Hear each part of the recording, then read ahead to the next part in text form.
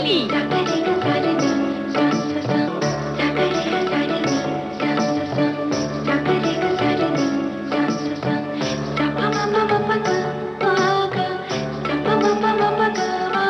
सखी सहेली।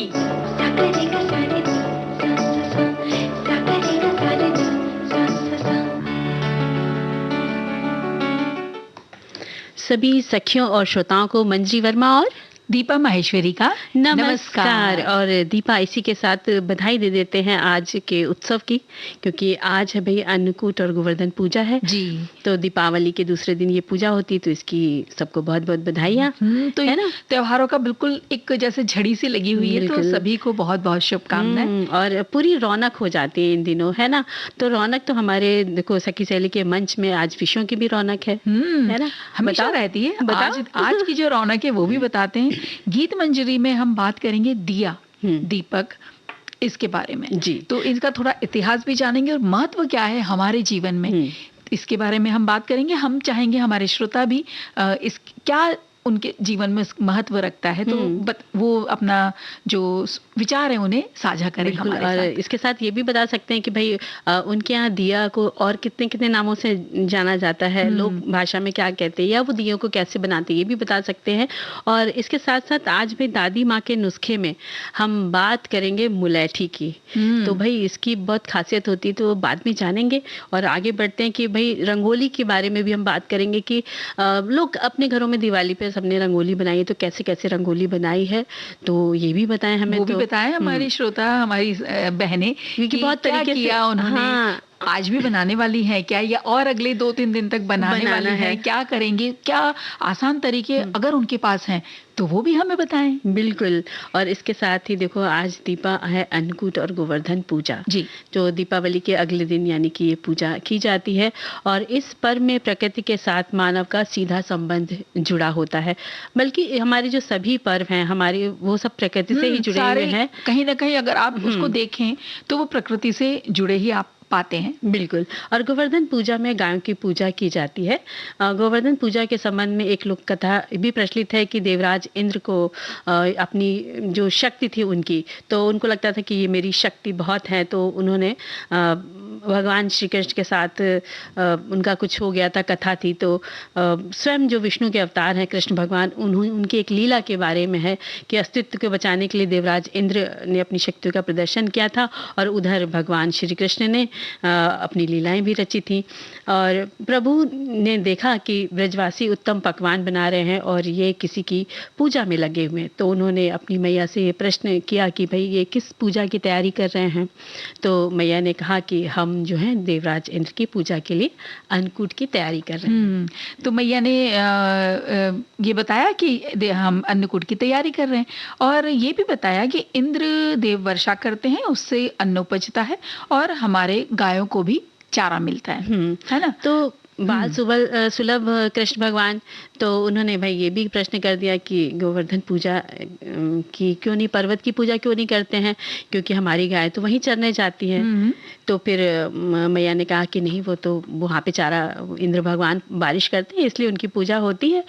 तो उन्होंने फिर एक माया अपनी लीला जो थी दिखानी शुरू करी, और जब इस तरह की बातें हो रही थी तो देवराज जो इंद्र थे, तो उन्होंने अपनी अस्तित्व को बचाने के लिए जो उनकी शक्तियाँ थी, तो उन्होंने उसको प्रकट करना शुरू कर दिया कि भाई अपना प्रताप तो दोनों को ही दिखाना था, तो उन्होंने भी वर्षा वगैरह शुरू कर दी।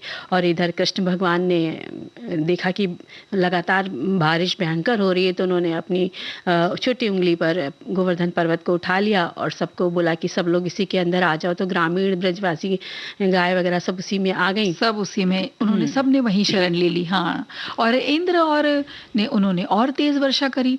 तब सुदर्शन चक्र पर्वत के ऊपर करके श्री कृष्ण ने वर्षा की गति को रोककर और शेषनाग से कहा कि पानी रोके और पर्वत पर ये ना आने पाए। तो ये उन्होंने अपनी लीला रची, और इस लीला से भगवान इंद्र वो स्तब्ध रह गए अभी, और उन्हें लगा कि ये तो भगवान का ही कोई काम हो सकता है, भाई कोई साधारण मनुष्य तो ऐसा कर नहीं सकता। जब इन्हें ब्रह्मा जी से ज्ञात हुआ तब उन्हें जब ये पता चला तो बहुत उन्हें अच्छा नहीं लगा, वो लज्जित से हुए, और स्वयं इंद्र ने श्री कृष्ण की पूजा की, भोग लगाया, और तभी से ये पूजा चली आ रही है और हम सब इस पूजा को दिवाली के अगले दिन करते हैं। और अन्नकूट इसी दिन जब बहुत सारी जो सब्जियां होती हैं उनको मिला करके अलग अलग तरह की सब्जियां, मतलब बहुत वैरायटी के भोजन बनाए जाते हैं, कढ़ी चावल दही बड़ा और सारी सब्जियां, सारे साग बनाए जाते हैं। तो अन्नकूट में कहा जाता है कि मीठे से लेकर नमकीन पकवान और खट्टे मीठे सब चीज बनती है और सब भगवान को अर्पित की जाती है।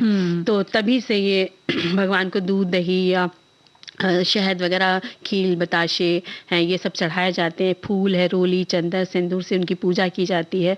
और इस दिन सब लोग बहुत भजन कीर्तन भी बहुत करते हैं और बस भगवान को भोग लगाते हैं इस दिन। तो इस दिन की तो अपनी बहुत ही महत्ता है। और कहा इसमें ये भी है कि जो गोबर के से कुछ लोग जो होते हैं पहले गोबर से गोवर्धन पर्वत बना करके घरों के दरवाजे पे रख करके उसकी पूजा करते हैं। और कहीं पर पके हुए जो चावल होते हैं, भात, उससे वो पर्वत जैसा आकार दे करके वो बना करके उसमें जो सारे पकवान होते हैं वो सब चढ़ाए जाते हैं और अगरबत्ती धूप वगैरह की आरती उतारी जाती है। तो इस तरह से भी गोवर्धन पर्वत को प्रतीक रूप में गोबर से या फिर चावल के, क्योंकि कहीं कहीं क्या होता है शहरों में अब गोबर भी मिलना बहुत मुश्किल हो जाता है, तो वो लेकर के आते हैं। और अपने जैसे अब शहर की बात करें तो वहां पर वो लोग अपने सोसाइटी में ले आते हैं, क्योंकि देखा है आस पड़ोस में भी देखा है वो लेके, और वहां पे सब महिलाएं और परिवार के सदस्य भी सब आते हैं। और ये भात वाला भी है, भात वाला भी कहीं कहीं पे भात से भी पूजा होती है, उसकी ढेरी बना करके। तो सब अपनी तरह से अपनी श्रद्धा से भगवान की पूजा करते हैं, मनाते हैं। तो हम लोग सुनते हैं, एक गीत सुन लेते हैं पहले, फिर बहुत सारे संदेश भी हमारे पास आ गए। तुम इशारा कर रही तो संदेश ही पढ़ लो। अच्छा पढ़ो। हाँ जी। इस दिन घर में ये हमारे एक श्रोता ने लिखा है कि इस दिन घर और मंदिरों में अलग अलग प्रकार की खाद्य सामग्रियों से भगवान को भोग लगाया जाता है। और गोबर से गोवर्धन की आकृति बनाकर, जैसे अभी बात कर रही थी ना तुम मंजरी, और उसे समीप विराजमान कृष्ण के सम्मुख गाय और ग्वाल बालों की रोली, चावल, फूल, जल, मौली, दही और तेल का दीपक जलाकर पूजा की जाती है और परिक्रमा भी ली जाती है। और इसी तरह अन्नकूट के बारे में भी एक संदेश है कि नए अनाज का लगता है भोग। इस दिन भगवान के निमित्त 56 भोग बनाया जाता है। कहते हैं कि अन्नकूट महोत्सव मनाने से मनुष्य को लंबी आयु तथा आरोग्य की प्राप्ति होती है। अन्नकूट महोत्सव इसलिए मनाया जाता है क्योंकि इस दिन नए अनाज की शुरुआत भगवान को भोग लगा कर की जाती है। तो इतने प्यारे प्यारे से कमेंट आ गए हैं, तो सुन लेते हैं, गीत सुन लेते हैं, फिर हम लोग कमेंट्स पढ़ेंगे जी।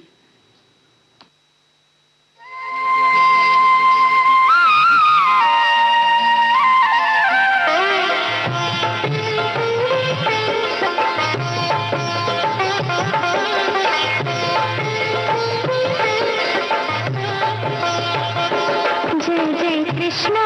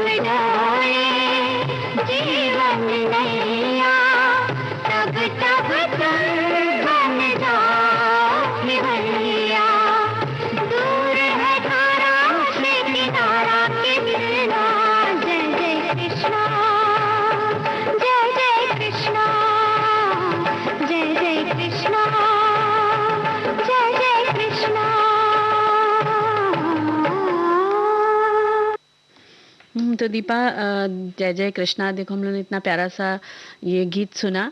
ये विदाई फ़िल्म का था ये गीत। और हम लोग बात कर रहे थे कि ना कि कैसे-कैसे पूजा की जाती है सब जगह पे। तो एक हुँ। तुम बता रही थी एक कुछ एक अच्छा सा संदेश आया संदेश है। है। हाँ, वो लिखते हैं कि हमारे प्रांत में गोवर्धन पूजा, जिसे गाय या ढाड भी बोलते हैं, बड़ी धूमधाम से होती है। इस बार सूर्य ग्रहण के चलते ये कल मनाई जाएगी और कुछ लोग कल अन्नकूट भी मनाएंगे। कल सहेली के घर से नाना प्रकार के पकवान और व्यंजन प्रसाद के रूप में आएंगे। हम इसे ग्रहण करेंगे। फिर परसों हमारा गोधन कूटना होगा, तो उनके घर हम अपने घर के बने दाल की पूरी, दाल का पिट्ठा, खीर भेजेंगे।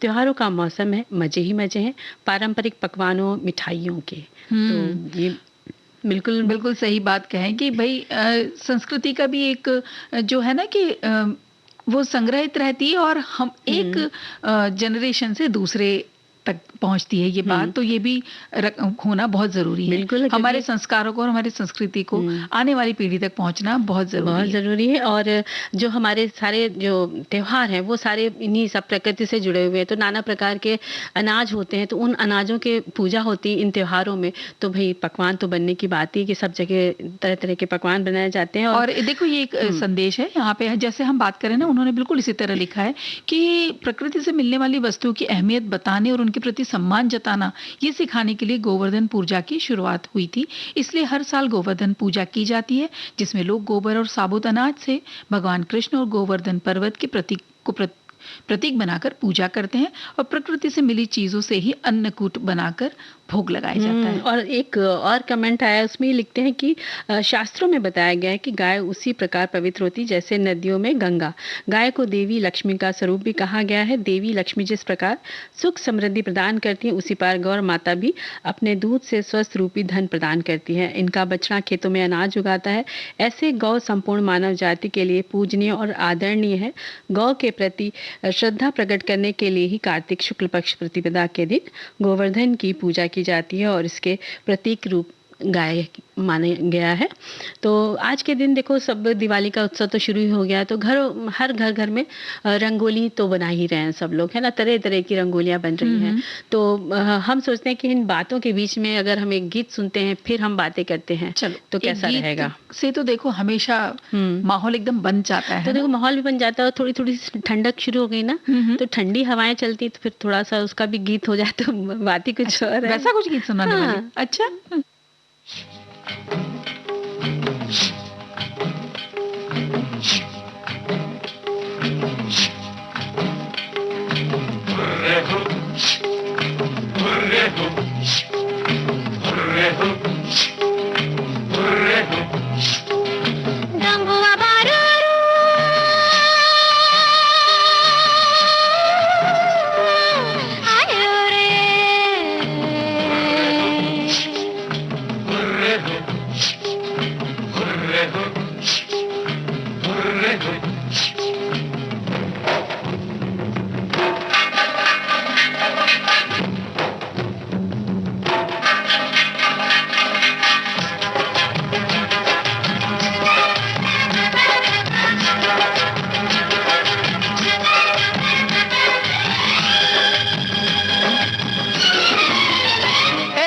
ठंडी हवाओं ने गोरी का घूंघट उठा दिया। काली घटाओं ने साजन को नटखट बना दिया। ठंडी हवाओं ने गोरी का घूंघट उठा दिया। काली घटाओं ने साजन को नटखट बना दिया।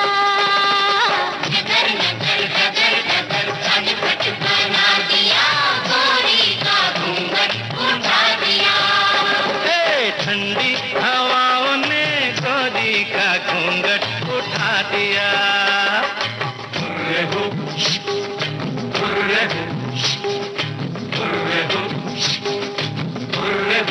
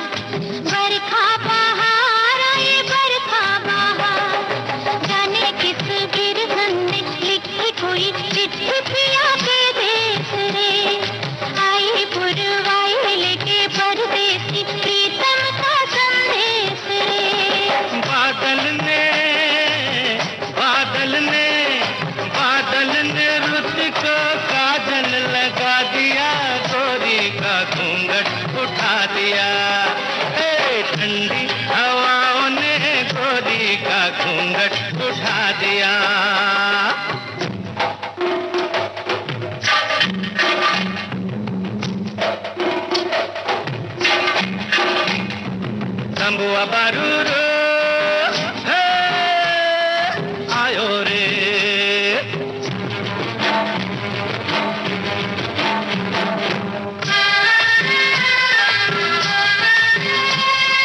रिमझिम फुहार रिमझिम फुहार झिमझिम फुहार पड़े रिमझिम फुहार तेरी नजर सब पे तुझे सबकी खबर पर ये पता है कि नहीं मैंने जो सावन से कहा चुपके से वो तूने सुना है कि नहीं सावन से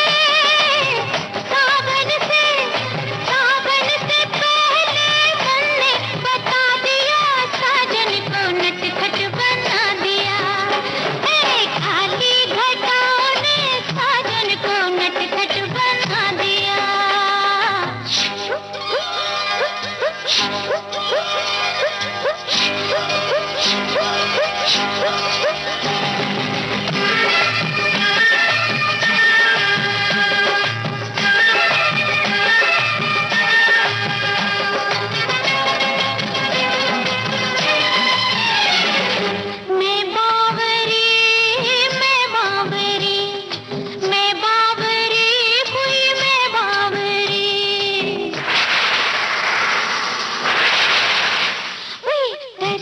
बिजली से तुझे छू लिया मैंने ये बड़ी भूल हुई एक ही दिन एक ही पल एक ही झोंके में कली फूल हुई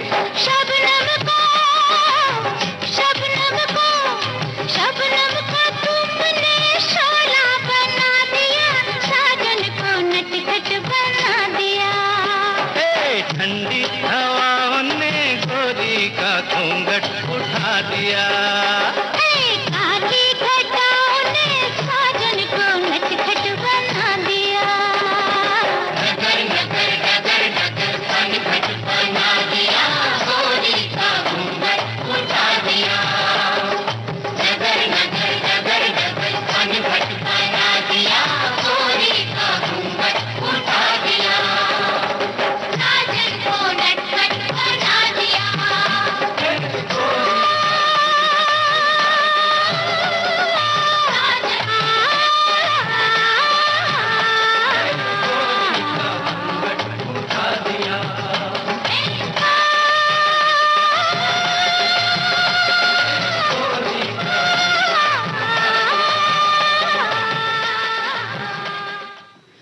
तो दीपा देखो आज मतलब लगातार रंगोलियां तो बना ही रहे हैं तो लोगों ने कैसी कैसी रंगोली बनाई होगी हम सोच सकते हैं कि सभी की हाथों की कलाएं बहुत निखर के आती इस समय और सब बहुत मन से बनाते हैं है ना बिल्कुल तो किसी किसी के तो हाथ इतने सुंदर होते हैं इतनी सुंदर रंगोलियां बनती हैं कि वो लगता है पेंटिंग है या रंगोली है बहुत बारीकी से बनाते हैं बहुत बारीकी से और लगातार अभ्यास से देखो निखरती भी जाती है रंगोली है ना तुम और सारी बातें करो मंजरी में एक यहाँ पे संदेश आया वो पहले पढ़ दूं हाँ बिल्कुल बिल्कुल वो हमारे श्रोता लिखते हैं कि रंगोली बालू से बनी कलाकृति है जो भारत में ओणम दिवाली जैसे शुभ त्योहारों के मौके पर घर के सामने जमीन पर बनाई जाती है रंगोली बनाने में अनेक प्रकार की सामग्रियों का प्रयोग किया जाता है और विभिन्न आकार की रंगोली बनाई जाती है एक तरफ रंगोली को अनुभवी कलाकार विकसित कला योजना की दृष्टि से देखते हैं तो दूसरी तरफ इसके बिल्कुल विपरीत बच्चों के लिए मनोरंजक गतिविधि बन जाती है भाई अगर जिनके हाथ सधे हुए हैं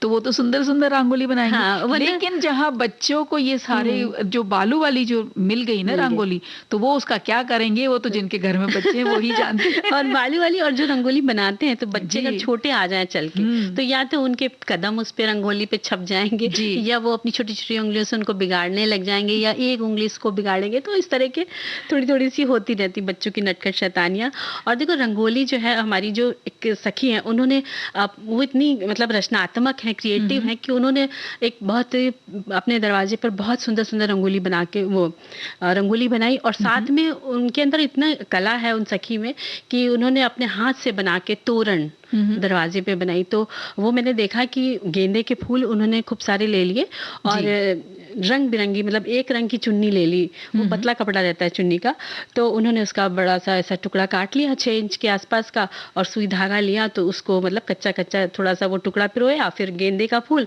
फिर वो रंग का कपड़ा 6 इंच का, ऐसे करके उन्होंने एक लंबी सी तोरण जितनी उन्हें चाहिए थी उन्होंने बना ली, और थोड़ा सा गेंदे और कपड़े को ऐसे पास पास खिसकाते गए, तो कपड़ा बीच में आ गया और गेंदे का फूल, इस तरह करके वो सुंदर सी रंगोली, लाल रंग का कपड़ा और अपना जो गेंदे का फूल है वो पीले रंग का, ऑरेंज रंग का गेंदे का फूल, तो उसका एक अलग मजा है। ये अंदाज भी अलग हो गया, नया भी हो गया और रचनात्मक भी हो गया, हाँ, है ना? और इसी तरह एक और तोरण उनकी हमने देखी कि उन्होंने पहले तो लटकाने वाले कपड़े को काट करके 6 इंच का यूज किया, उसके बाद उन्होंने एक कपड़े की थोड़ी सी पट्टी ली और उसको फूल की तरह से बीच से कच्चा कच्चा किया और घुमा दिया, तो वो एक फ्लावर का शेप, फूल का शेप बन गया, बन जाता और उसके बगल में फिर उन्होंने गेंदे का फूल लगा दिया, फिर वो कपड़े का फूल ऐसे करके बना के लाल रंग का लगा दिया, तो जो उसकी देखने की शोभा होती है वो बहुत सुंदर, मतलब इतनी प्यारी प्यारी उनकी तोरण बनी कि देख के लगता है कि बस काश हम भी वक्त होता तो हम भी ऐसी तोरण बना के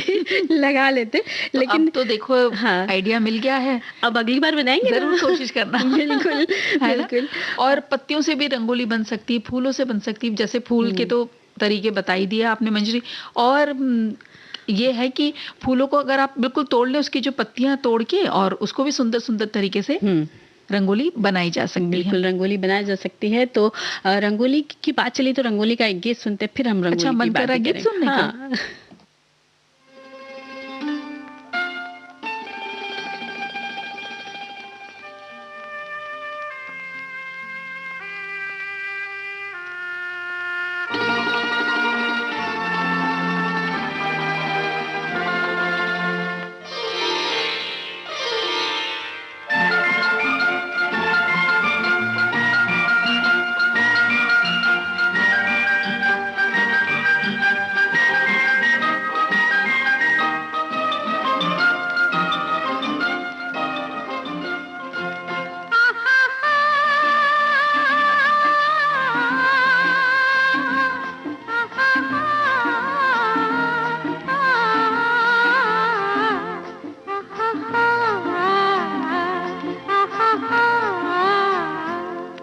जिस द्वारे पे घर की बहू रंगोली सजाती है, उस द्वारे से घर के अंदर लक्ष्मी आती है।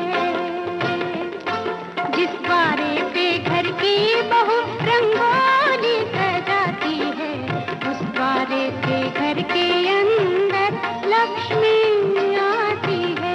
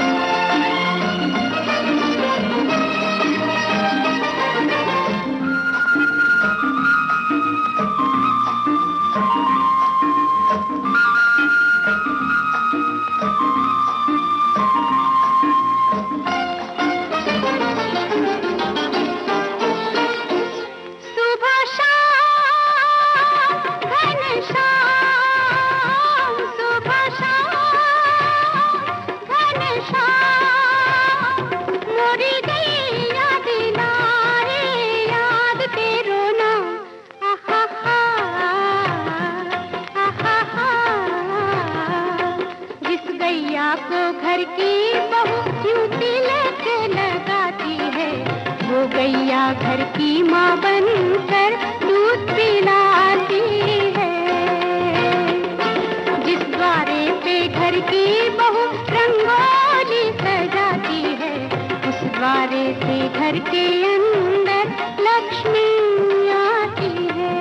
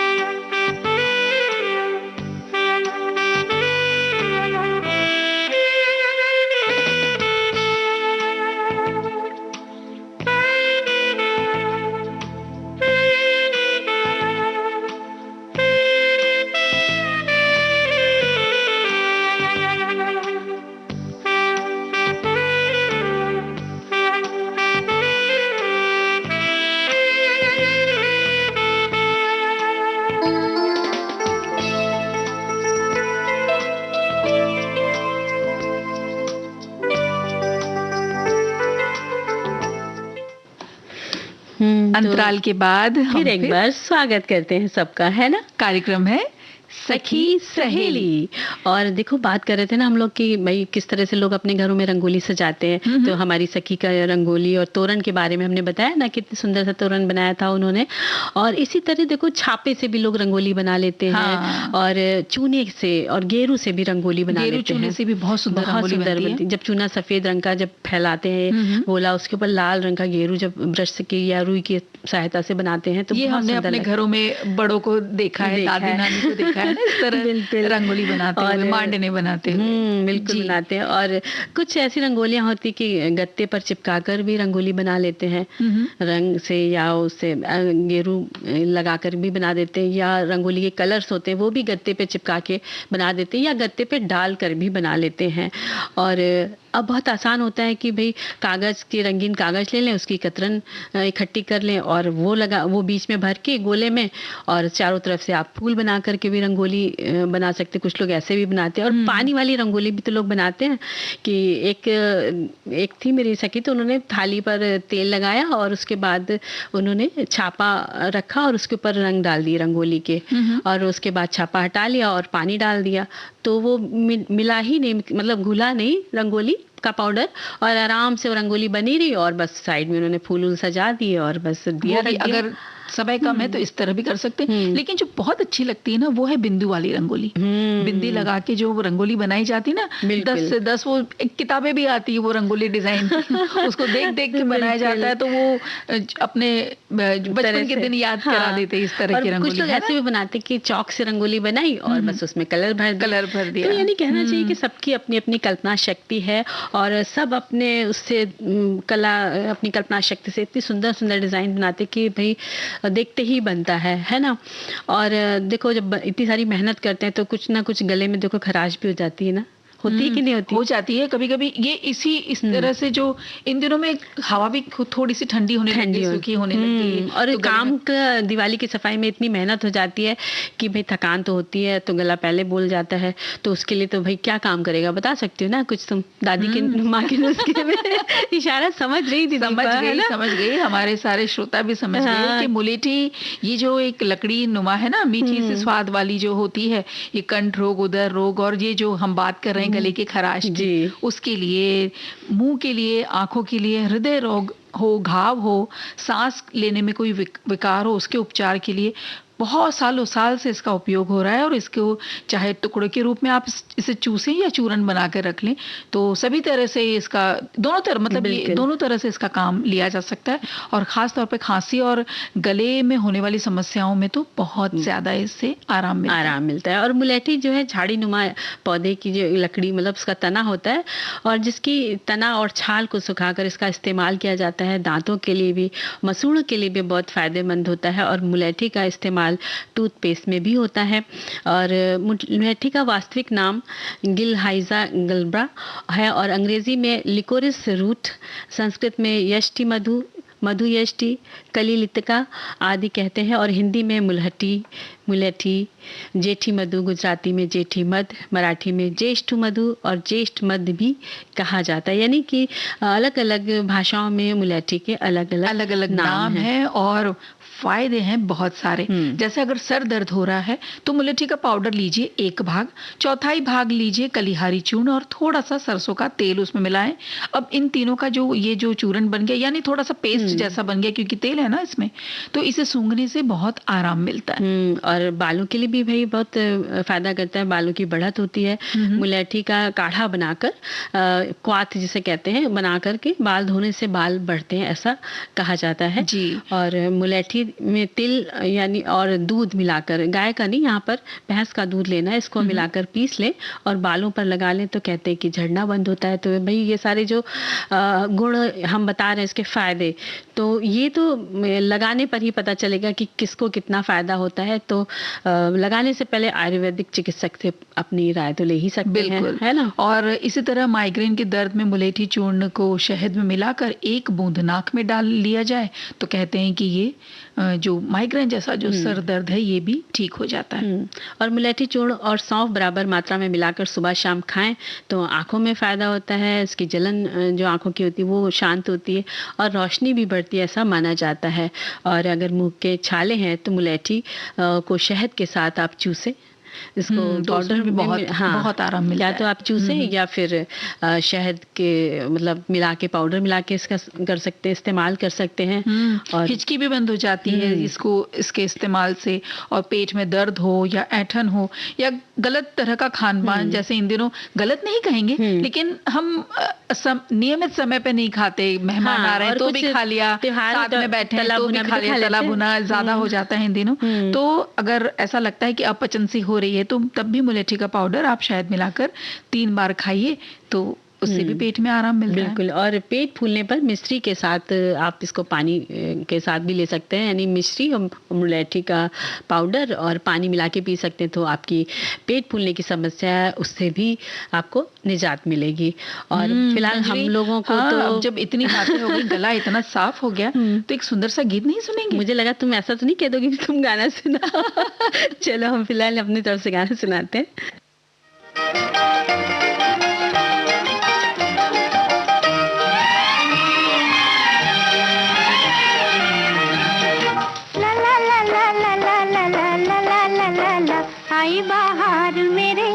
आई बाहर मेरे अंगना में आली, डोलू में बनी फूलों की डाली। ओ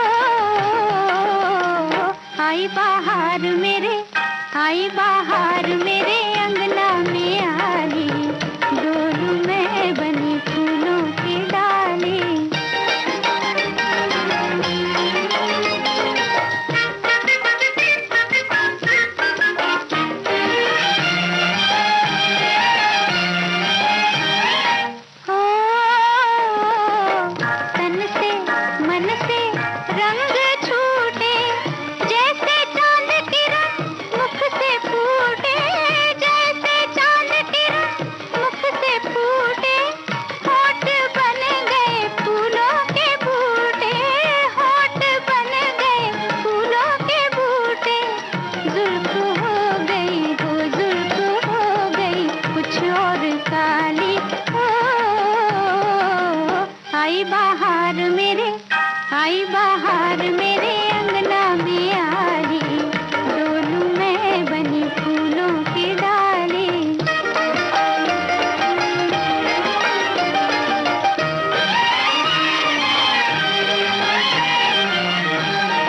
हो ला ला ला ला ला ला ला ला ला ला हो, छम छम करती गुनगुनाती, ऐसे झूम चली डगमगाती, ऐसे झूम चली डगमगाती, जो चले कोई मधुरा की माती, जो चले कोई मधुरा की माती। हमसे जाए नहीं वो हमसे जाए नहीं, चुनरी संभाली। ओ आई बाहर मेरे अंगना में आली, डोलू मैं बनी फूलों की डाली।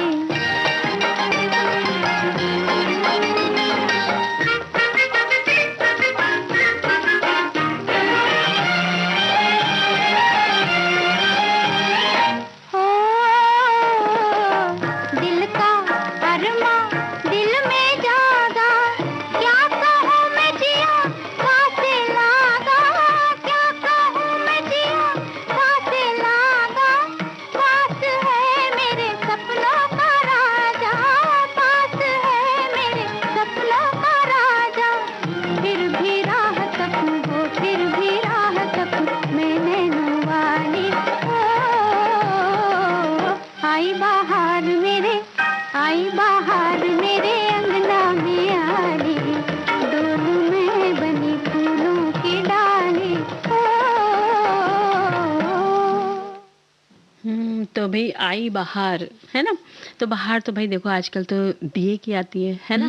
तो शुभ वही है, और त्योहारों का जो मंजर बनता है, उजाला लाता उजाला जो है ना? लेकर आता है। तो दिए की या दीपक की बात जैसे चलती है, दीपा तो सबसे पहले हमें मिट्टी का दिया याद आता है, रुई की बाती, तेल और रोशनी फैलाता दिया याद आता है। और जब एक साथ कई दिए जल जाते हैं तो उसका प्रकाश चारों ओर इतनी खूबसूरती से फैलता है कि उसका जवाब नहीं, स्वयं जलता है। और इसको जलाते हैं, अंधकार पल में दूर हो जाता है जब इसको जलाया जाता है। और दीपावली पर तो हम सभी मिट्टी के दिए जलाते हैं, लेकिन इसका कोई ना कोई इतिहास तो होगा। इसके इतिहास की बात करें तो दीपक, दीवा या दिया वो पात्र है जो मिट्टी का बना होता है। ज्योति, अग्नि और उजाले का प्रतीक दीपक कितना पुरातन है। कहते हैं दिए का इतिहास 5000 वर्षों से भी ज्यादा पुराना है, यानी बहुत पुराना इतिहास है। और खुदाई में भी इसके अवशेष मिले हैं। गुफाओं में दिए के चित्र भी उकेरे मिले हुए हैं, और कमरों में दियों के लिए आले या जो ताक बोलते हैं ना, वो भी बने हुए मिले अवशेषों में। और लटकाए जाने वाले भी दिए मिले सड़कों के दोनों, और घरों और भवनों के द्वार पर भी दीप जलाने के स्थान बने होते थे। बड़े कमानदार नक्काशी वाले जो आलों का निर्माण भी होता था, और वहीं पत्थरों को तराश कर भी दिए बनाए जाते थे। तो दियों का मतलब इतिहास बहुत पुराना है। देखो ना, जो मोहनजोदाड़ो के काल में दिए के अवशेष मिले, लेकिन उससे पहले आग जलाना मानव ने सीख लिया था। अब सोचो, जब आग जलाना सीख लिया तो उस आग को बचाए रखने के लिए कुछ तो करते होंगे। तो ऐसा लगता है कि वो मशाल जैसी कोई चीज बनाई होगी, जैसे मशाल होती ना, कि उसको लकड़ी में कपड़ा बांध करके उसे जला के कहीं ना कहीं वो अपने पेड़ में या कहीं पत्थरों के बीच में खोज देते होंगे कि वो देर तक जलती रहे, उजाला होता रहे। तो यानी कि मशाल बनाई, उसके बाद उनको लगा कि इसको थोड़ा और रोका जाए। तो इस तरह धीरे धीरे करते करते ना वो दिए का आविष्कार जैसा हुआ होगा, है ना, ऐसा लगता है। हाँ, हम अपनी कल्पना में ऐसा सोच सकते हैं कि इस तरह हुआ होगा। और है ना? मिट्टी के, पत्थर के, काठ के, है ना, मोम के और धातु से कई तरह के आकृति वाले दीपक बनाए गए। और शंख के आकार के, सीप, गोलाकार, अंडाकार दीपक बने, और अनेक प्रकार की धातुएं के दीपक बनाए जाने लगे जैसे जैसे सभ्यता का विकास होने लगा। यानी तांबा, कांसा, लोहा, चांदी, पीतल, इन सभी के बड़े बड़े खूबसूरत दिए बनाए जाने लगे। और जब खुदाई हुई ना, तो इनके अवशेष भी मिले, कहीं कहीं तो पूरा पूरा दिया भी मिला है। तो इससे पता चलता है कि दिया कितना पुराना है, जो वर्षों से रोशनी बिखेरता चला आ रहा है और मानव सभ्यता के साथ चलता आ रहा है। और आज तो कांच, प्लास्टिक के दिए भी मिलते हैं, बिजली से प्रकाश देने वाले दिए भी मिलते हैं। इनकी तो झालरें भी अब बाजारों में उपलब्ध है। यानी कितने कितने अलग अलग तरीके के मिलने लग गए। लालटेन जैसे दिए भी मिलते हैं जिससे कितनी भी अब हवाएं आए या पानी बरसे वो सुरक्षित जलते रहते हैं।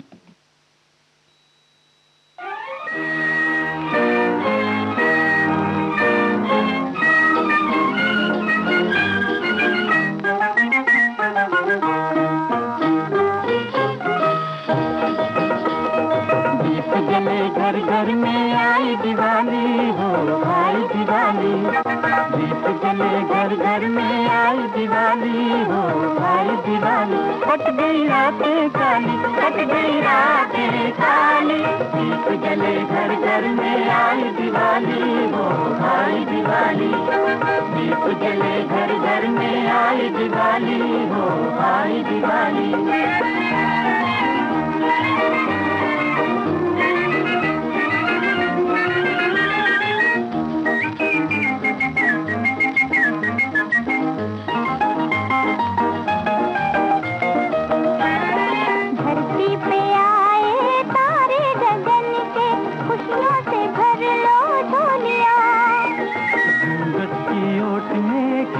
साजनिया साजन से आंख मचोलिया। ये देखो जीत गई प्रीत मिले बिछड़े हुए, ये देखो जीत गई प्रीत मिले बिछड़े हुए। नाचो दे दे ताली, नाचो दे दे ताली। दीप जले घर घर में आई दिवाली हो, आई दिवाली। दीप जले घर घर में आई दिवाली हो, आई दिवाली।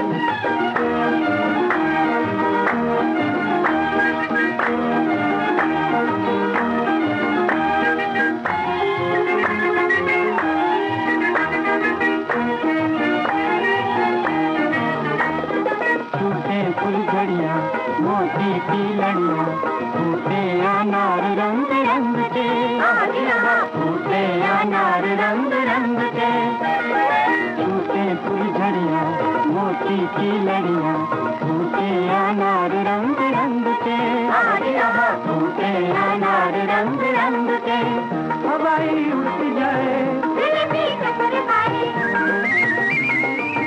हवाई उठ जाए,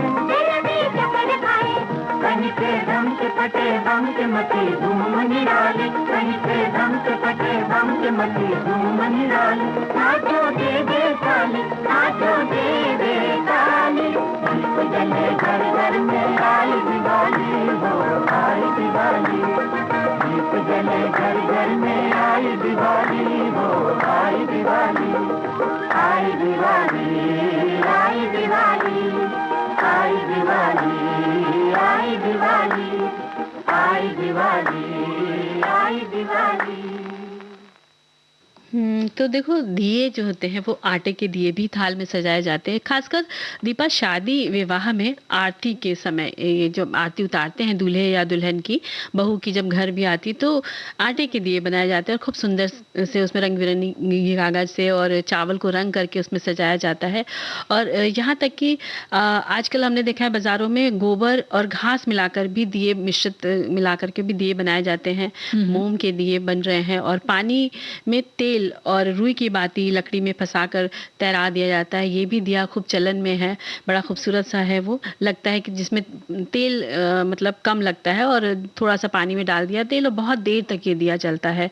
और वहीं बहुत से शिल्पकार और कुम्हार हैं जिन्होंने बहुत ऐसे ऐसे अद्भुत दिए बनाए हैं जिनकी कारीगरी देखी जितनी भी प्रशंसा की जाए कम है। कुछ मिट्टी के दिए 24 घंटों तक चलते हैं, ऐसे वो बनाते हैं दिए। तो ये तो दिए की कारीगरी की प्रशंसा है, लेकिन यहाँ पे हमारे कुछ जो श्रोतागण है वो खुद दिए की जो उनके नजर में क्या है वो ये कहते हैं कि दीपक की रोशनी में भगवान खुद होते हैं और अग्नि पंच तत्वों में से एक है। ऐसे में भगवान की पूजा करते समय दिया जलाने से सारी परेशानियां, दुख, अंधकार दूर हो जाते हैं। भगवान सारे दुख हर लेते हैं और जिंदगी में खुशियां भर जाती हैं। दीपक जलाने से माहौल में सकारात्मकता आती है। क्या बात है ना? ये देखो बहुत सुंदर सुंदर संदेश है कि भाई हम क्यों अपने मंदिरों में या अपने घरों में हम क्यों सुबह शाम दिया जलाते जलाते हैं? हैं। क्योंकि वो एक अलग ऊर्जा, एक सकारात्मक ऊर्जा हमारे घर के माहौल में भर देती बिल्कुल, है। नकारात्मक ऊर्जा जो है वो घर से बाहर चली बाहर जाती है जाती जब है। अग्नि प्रज्वलित होती है उन दियों में। इसी तरह हमारे एक और श्रोता ये लिख रहे हैं, मैं वो भी पढ़ के सुना देती हूँ हाँ, मंजू। बिल्कुल। ये कह रहे हैं कि एक दिया ही है जो स्वयं जलकर दूसरों को रोशनी प्रदान करता है। ये गुण शायद ही किसी में हो। बड़ा मुश्किल होता है निस्वार्थ भाव, यानी कि दियो जैसा अगर हमारा भाव हम जल कर लें तो फिर भाई बात ही क्या, जीवन सरल हो मतलब जाएगा, सुंदर हो जाएगा। बिल्कुल, हम अपने ज्ञान से या अपनी सहायता करके, किसी की भी सहायता करके उसको दिए की तरह उसको आगे बढ़ा सकते हैं। बिल्कुल, है ना, और रोशनी दे सकते ये हैं। बता रहे हैं कि हमारे यहाँ पे जैसे हमने अलग अलग नाम बताए दिए के, तो इनके यहाँ पर दियों को दीवा कहते हैं। क्या बात है।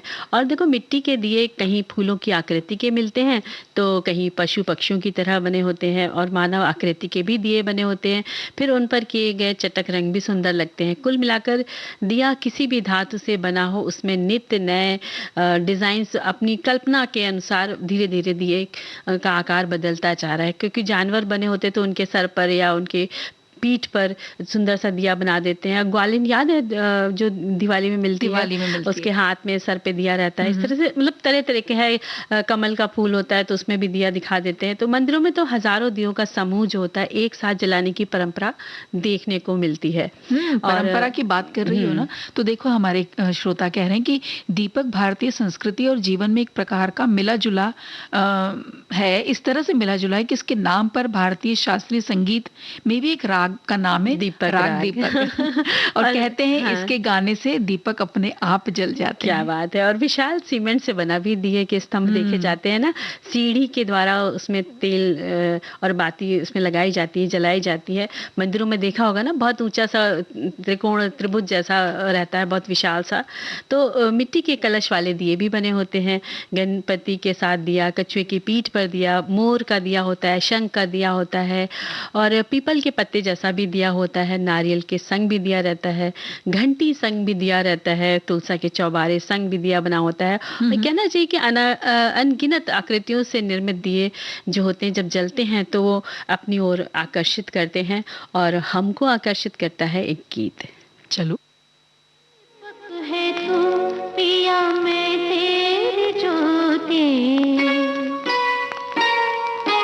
दीपक है तू पिया मैं तेरी ज्योति, तेरा मेरा जन्मों का साथ है। तू मेरी माला मैं तेरा मोती, तेरा मेरा जन्मों का साथ है। दीपक है तू पिया मैं तेरी ज्योति, तेरा मेरा जन्मों का साथ है। तेरा मेरा जन्मों का साथ है।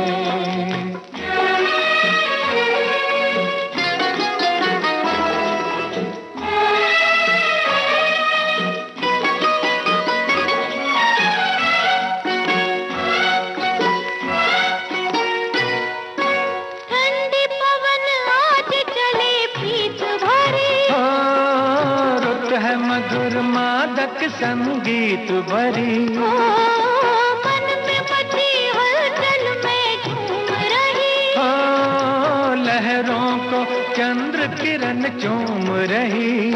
कहे ये चांदनी, दूर होना नहीं, कहे ये चांदनी, दूर होना नहीं, खिली खिली पूनम की रात है। दीपक है तू पिया मैं तेरी ज्योति, तेरा मेरा जन्मों का साथ है।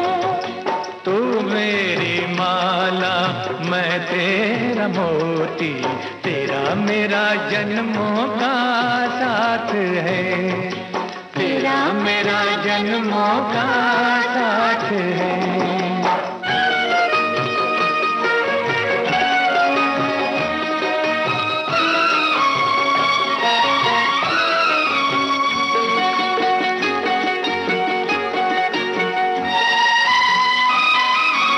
तारों भरे नीले आकाश तले, आज पिया प्राणों के दिए मन में अमर फूल खिले। मेरी मेरी ज्योति से ज्योति मिले। मेरा मन ये कहे रंग तेरा रहे। ओ मेरा मन ये कहे रंग तेरा रहे। अब तो दिया हाथों में हाथ है। दीपक है तू पिया मेरी ज्योति। मंजरी, दीप जलाने का मंत्र भी है हमारे पौराणिक ग्रंथों में, जिसका उच्चारण के साथ शुभ अवसरों पे दिया जलाना चाहिए। वो मंत्र है शुभम करोति कल्याणम आरोग्यम धन संपदा शत्रु बुद्धि विनाशाय दीप ज्योति नमोस्तुते। और इसका आशय है सुंदर और कल्याणकारी आरोग्य और संपदा देने वाले हे दीप, हमारी बुद्धि के विकास के लिए हम तुम्हें नमस्कार करते हैं। और दिए का तो अपना इतिहास है, महत्व है ना।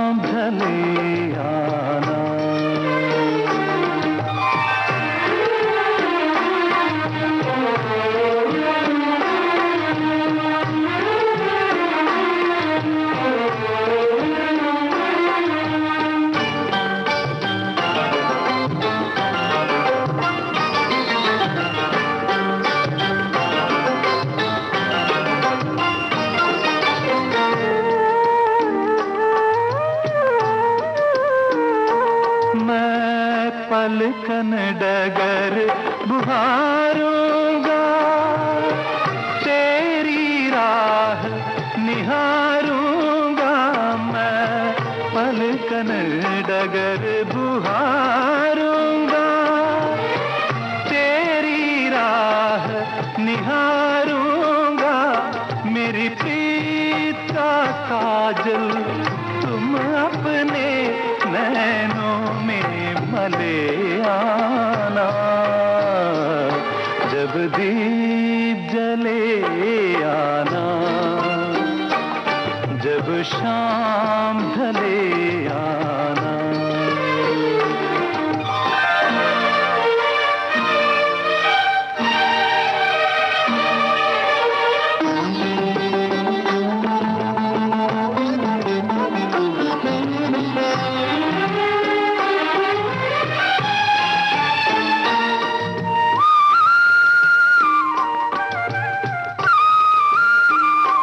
जहाँ पहली बार मिले थे हम, जिस जगह से संग चले थे हम। जहाँ पहली बार मिले थे हम, जिस जगह से संग चले थे हम। नदियाँ के किनारे आज उसी अमवा के तले आना। जब दीप जले आना, जब शाम ढले आना।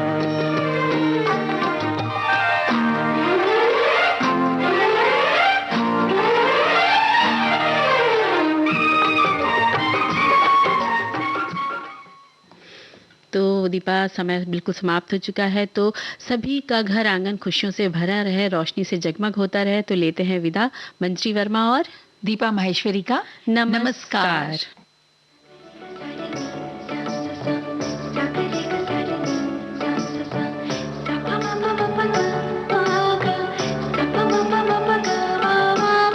सखी सहेली।